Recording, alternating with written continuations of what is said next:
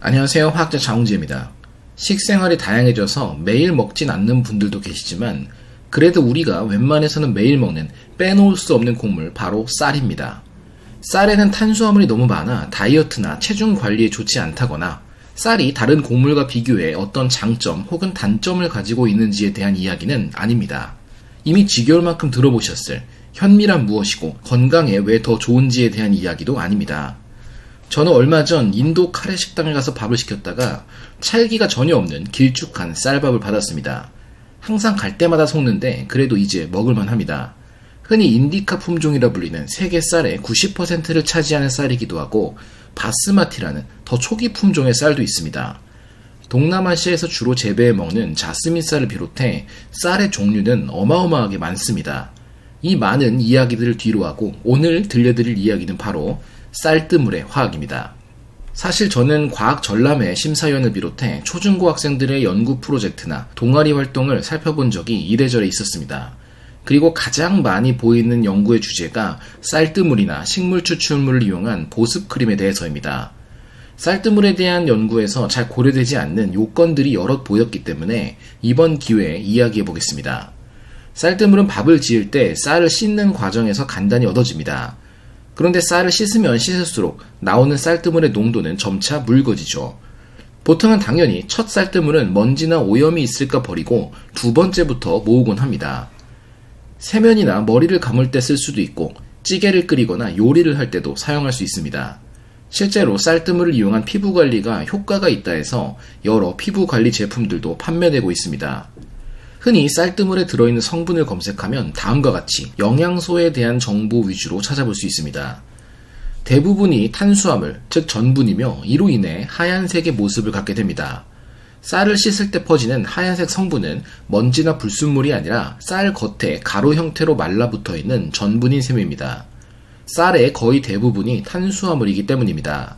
그 외에도 단백질과 지방, 비타민과 무기질 성분들이 다양하게 존재하지만 이들이 특별히 피부나 모발 관리에 도움이 될 것 같진 않습니다. 그럴 거라면 아무 곡물이나 피부에 문질러도 될 것이고 단순히 밀가루로 팩을 해도 충분할 테고 말입니다.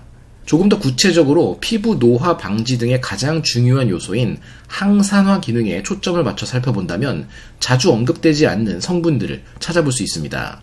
먼저 몇 가지 페놀류 분자들이 나타납니다. 육각형의 방향족 고리에 하나라도 OH 작용기가 붙어있는 물질들을 크게 페놀 화합물들로 구분합니다. 그리고 COOH는 산성을 갖는 유기물질의 대표적인 구조로 포름산이나 아세트산을 비롯해 모든 유기산들이 보유하고 있습니다. 이를 카복시산이라 부릅니다. 보이는 화학 물질들은 카복시산이 고리에 바로 연결된 공통적인 구조를 갖고 있습니다. 물론 쌀과 쌀뜨물의 모든 성분들이 이 네 가지로 표현되는 것은 아니며 이 외에도 다양한 페놀류가 존재합니다. 또한 기출 변형처럼 거의 비슷하지만 이번에는 카복시산이 조금 더 멀리 사슬로 연결되어 있는 구조들도 나타납니다. 이들 역시 항산화 물질이라고 볼 수 있죠. 일반적으로 원자나 분자는 가장 안정하게 존재할 수 있는 형태가 정해져 있습니다. 중앙의 원자에게 전하와 주위 전자들이 채워질 수 있는 방해 공간을 고려했을 때 각자 정해진 최고의 전자 개수와 배치가 있습니다. 이 그림에서는 총 10개의 전자가 주위를 떠돌고 있는 안정한 원자의 모습입니다. 전자들이 각각 둘씩 모여있는 모습을 볼 수 있습니다. 그런데 만약 여기서 전자가 어떠한 이유로 딱 한 개 떨어져 나간다면 안정성이 사라집니다. 제한 시간 안에 둘씩 짝을 지어야 하는 놀이를 하던 중 나 혼자만 짝이 없다고 생각해보세요. 어디선가 짝을 구해 게임에서 아웃되지 않기 위해 마음이 다급해지고 동작도 급해질 것입니다. 이것이 바로 자유 라디칼입니다. 홀로 존재하는 전자가 있어 어디에선가 다른 전자 하나를 가져와 안정해지고 싶은 매우 반응성 높고 불안정한 물질입니다. 자유 라디칼은 자외선이나 흡연, 공해, 방사능, 염증이나 활발한 대사 과정으로 인해 발생합니다. 이들 모두 노화를 촉진하고 암을 유발한다 알려져 있는 요소들이죠. 특히 산소 라디칼이 생성되기도 쉽고 인체에 노출되기도 쉽기 때문에 활성산소라 부르는 이 산소 라디칼들을 제거해야만 우리의 건강이 유지됩니다.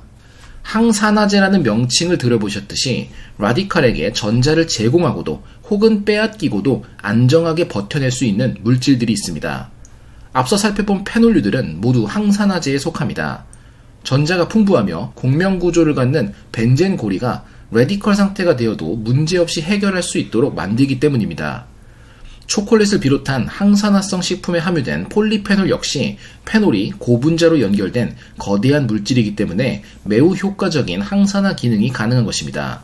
이러한 물질들을 항산화 물질이라고도 하지만 유리기 포촉제라고 부르기도 합니다. 사실 영어로 radical scavenger라 함이 레디컬을 청소한다는 의미에서 더 그럴싸하고 익숙하긴 한데 국문 명칭을 찾아보니 유리기 포촉제였습니다. 만약 여러분의 화장품 등의 제품 성분표에 포촉제라 써있다면 항산화 물질이 함유되어 있다고 생각하셔도 됩니다. 유명한 항산화 물질인 비타민 E 역시 쌀에 포함되어 있습니다. 흔히 토코페롤이라 비타민 E를 부르기도 하는데 정확히 비타민 E는 4종류의 토코페롤과 4종류의 토코트라이에놀로 이루어진 지질 물질을 부르는 명칭입니다. 그림 속의 분자는 RRR, 알파 토코페롤이며 비타민 E의 한 종류입니다. 쌀에 포함되어 있죠. 만약 이 분자가 레디컬을 만난다면 방향족 고리 옆쪽에 페놀 구조가 포촉제 작용을 합니다. 레디컬에 노출된 주위 세포들은 토코페롤의 작용 덕분에 안전해질 수 있게 됩니다. 참고로 편의상 페놀 구조라 말했지만 보이는 육각형 방향족 고리와 산소가 포함된 육각형 고리에 잔가지들이 붙어있는 페놀 유사 구조의 이름은 크로마놀입니다. 구조의 정확한 명칭을 알고 싶다면 지금 기억해 두셔도 좋겠습니다. 대표적인 항산화 물질이라는 비타민 E는 교과 과정에서 4가지 종류의 지용성 비타민 중 하나로 배우곤 합니다. 물에 잘 녹지 않는다는 이야기입니다. 페놀류 물질들 역시 여러 작용기가 붙어 물에 대한 용해도가 개선되었다지만 쌀을 씻는 것만으로도 충분히 추출될 수 있을까요? 그렇지 않습니다. 버려진 이로운 물질들의 재활용 측면에서는 밥을 짓는 과정에서 발생하는 쌀뜨물을 이용하는 것이 유익하지만 목적이 항산화나 피부관리 등 미용이라면 한참 부족합니다. 실제로 쌀뜨물을 연구하는 논문에서는 추출법을 다양하게 시도해 녹아 나오는 물질들의 종류를 비교하곤 합니다. 커피를 내릴 때도 뜨거운 물에서 빠르게 혹은 차가운 물에서 오랫동안 추출하는 것과 같습니다. 쌀뜨물 추출 방식에 따른 효과 비교 연구 결과도 당연히 있습니다. 흰 쌀을 기준으로 쌀알 그대로 끓는 물에 30분 추출한 경우, 쌀알 그대로 물에 넣고 상온에서 24시간 추출한 경우, 그리고 쌀을 분쇄해 물에 넣고 상온에서 24시간 추출한 경우를 비교했습니다. 눈에 보이는 결과만으로도 분쇄한 경우가 가장 혼탁도가 높아서 무언가 추출된 것을 보기 쉬웠고 건조시켰을 때도 가장 많은 물질이 분리되었습니다. 하지만 이는 전분이 포함된 결과로서 중요한 것은 포함되어 있는 페놀류, 항산화 물질의 양인데 분쇄해 상온에 보관한 경우와 끓는 물에 넣은 경우가 가장 풍부했고 밥 짓기 전 쌀을 씻듯 상온에서 하루 동안 물에 담가둔 경우는 10분의 1도 안 되는 항산화 물질이 얻어졌습니다. 실제로 활성산소를 제거하는 효율을 보았을 때 가장 대표적인 항산화 물질인 비타민 C, 아스코르빅 애시드와 비교했을 때 끓는 물에서 추출한 경우 거의 비슷한 수준의 뛰어난 항산화 효능을 보였으며 가루낸 경우에는 이보다는 못하지만 충분히 뛰어난 효율을 보였습니다. 하지만 상온에 쌀알을 담가둔 경우에는 20% 수준밖에 보이지 않았습니다. 쌀의 종류에 따른 차이는 없을지도 궁금합니다. 눈으로 봐도 극명하게 다른 흑미, 갈미, 백미를 본다면 당연히 함유된 화학물질이 다를 것을 직감할 수 있습니다. 이들 모두 공통적으로 쌀이 갖는 유익한 항산화 물질인 페놀류와 비타민 E가 존재합니다. 이들의 함량은 차이가 있지만 사실상 거의 비슷한 수준으로 봐도 무방합니다. 가장 큰 차이는 플라보노이드의 함량입니다. 플라보노이드란 벤젠고리 2개가 3개의 탄소에 연결된 구조를 갖는 물질들을 의미합니다.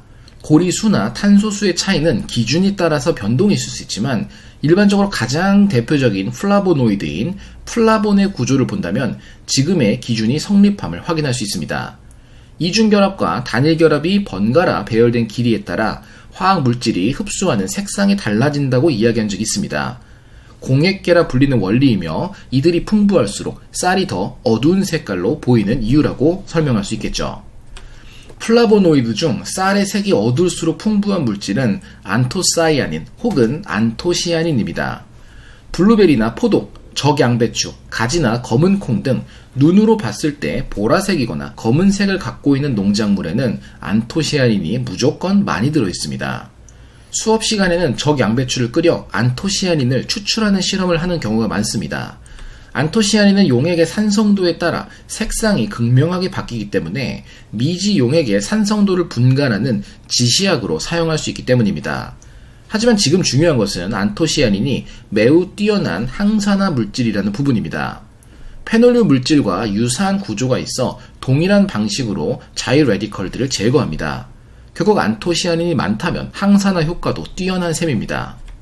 쌀의 종류에 따라 안토시아닌과 플라보노이드나 페놀류 물질의 함유량을 분석한 연구 결과가 있습니다. 흑미의 경우 안토시아닌의 함량이 압도적입니다. 갈색이나 흰색 쌀은 아예 없으며 검은 쌀은 무려 1g당 3474 마이크로그램, 곧 0.003474g이나 되는 안토시아닌이 들어있는 것을 볼 수 있습니다. 적은 양 같다 느껴지신다면 랍스터 맛 과자를 떠올립시다. 60g의 과자 속에 0.003%의 랍스터가 들어있다고 쓰여 있으니 계산해보면 1g당 0.00003g의 랍스터가 들어있습니다. 흑미 속 안토시아닌의 100분의 1이네요. 그래프에 현혹되지 않고 쓰여있는 숫자들을 자세히 본다면 다른 플라보노이드 성분들도 차이가 상당한 것을 확인할 수 있습니다. 백미 속 플라보는 24 마이크로그램이지만 훨씬 작은 막대기로 그려져 있는 흑미 속 플라보는 482 마이크로그램입니다. 항산화만을 놓고 보면 흑미가 압도적인 것을 볼 수 있습니다. 사실 항산화 말고도 거의 모든 영양소는 흑미가 더 높습니다. 대신 가격이 더 비싸죠. 요약입니다. 쌀뜨물이 피부에 좋은 것은 사실입니다. 하지만 가정에서 제대로 사용하려면 밥 짓기 전 쌀 씻은 물에 만족하지 말고 물에 쌀을 30분 정도 끓여 얻어진 추출액을 사용하는 것이 좋습니다. 또한 정말 피부 관리에 진심이라면 백미 대신 흑미를 사용하는 것이 단순히 성분 함량만으로 보더라도 1000배 이상 효율적이겠습니다.